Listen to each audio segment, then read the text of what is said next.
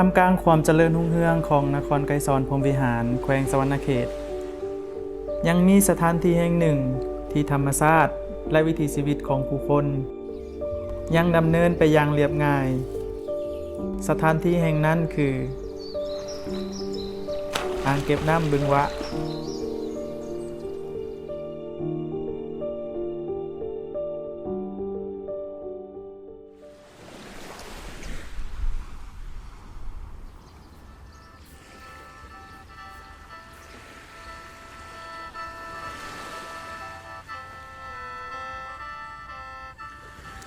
สบายดีทุกคนค่อยมีชื่อว่าท้าวคำศรีวงศ์หาสนาดีมื้อนี้ขอจะพาทุกคนมารู้จักกับอ่างเก็บน้ำบึงวะหรือที่ผู้คนรู้จักในนามบึงวะสถานที่แห่งนี้บ่เป็นเพียงแต่สถานที่แห่งแหล่งท่องเที่ยวแต่ยังเป็นหัวใจสำคัญของชุมชนอ้อมรอบบึงแห่งนี้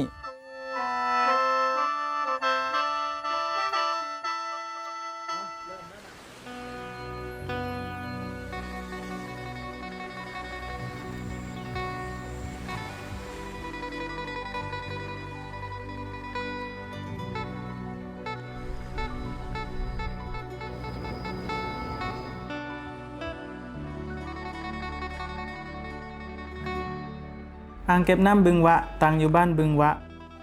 นครไกรสอนพรหมวิหารแขวงสะหวรรณเขตห่างจากใจกลางนครประมาณ7 กิโลเมตรมีเนื้อที่กว้างกว่า102 เฮกตาร์และเป็นแหล่งน้ำสำคัญที่หล่อเลี้ยงผู้คนมาหลายชั่วอายุคน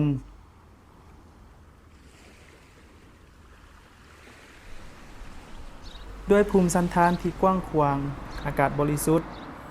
และทัศนียภาพอันสวยงามของพื้นน้ำบึงวะจึงกลายเป็นสถานที่พักผ่อนที่ผู้คนนิยมมาเยี่ยมยาม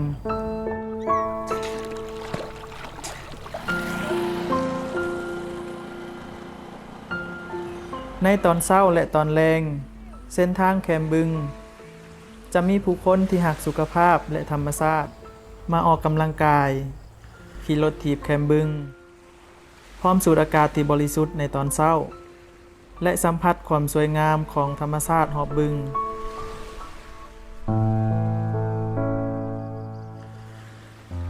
เลียบตามแคมบึงวะยังมีห้านอาหารและห้านเครื่องดื่มที่พร้อมต้อนรับนักท่องเที่ยวด้วยบรรยากาศที่ผ่อนคลายและวิวธรรมชาติอันสวยงาม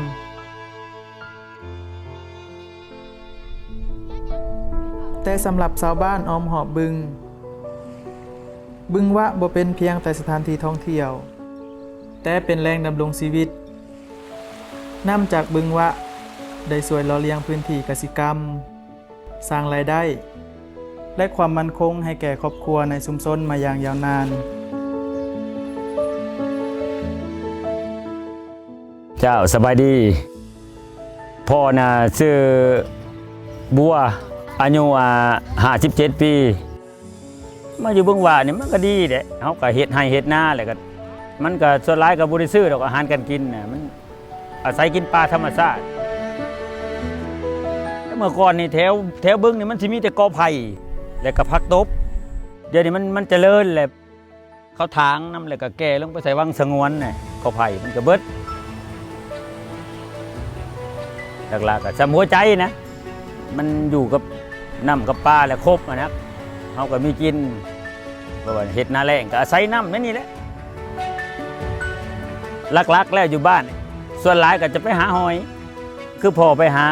กลางคืนเลยมื้อเช้ามาเลยเขาต้มแล้วเขาก็สิจิ้มไปนี่แหละแล้วก็เขาก็ไปเอาพื้นมาตำสาดเพราะว่าลักๆแล้วอยู่บ้านเนี่ยก็ตำสาดธรรมชาติตำขายหอยก็คือกันส่วนหลายก็ขาย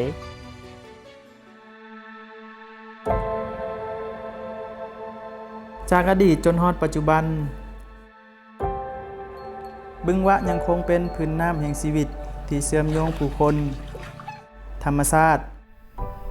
และวิถีชีวิตของชุมชนเข้ามาไว้นำกัน